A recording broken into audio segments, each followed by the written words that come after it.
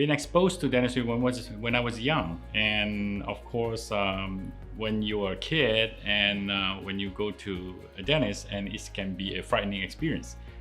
But my dentist at that time, he was really good. And then I remember I was about 7 years old, and he really gave me a very, very good impression. And he played with me, he talked with me, and I personally at that time I thought that I really like to be in with him.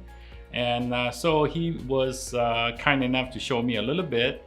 And sure enough that when I slowly grew up in elementary and high school, then of course studies take a lot of time, right? And I was really interested in the biological sciences and the mathematics and things like that. And my aunt at that time, she just became a dentist.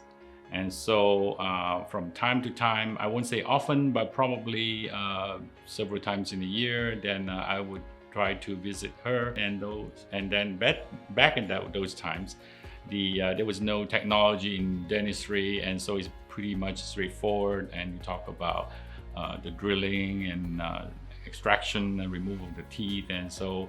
But I was really interested in those. The way of the craft of dentistry, so to speak, yeah.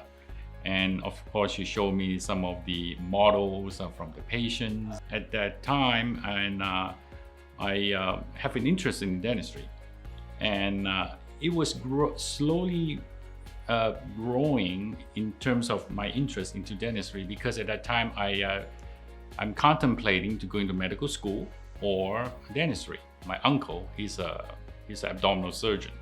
And so he really encouraged me to go into medicine as well. When I grew up, and I have a lot of interest in arts, especially the crafting of art in the biological science. And then if I'm good with my hands, and why don't I just combine the two together? That was the beginning of my interest into dentistry.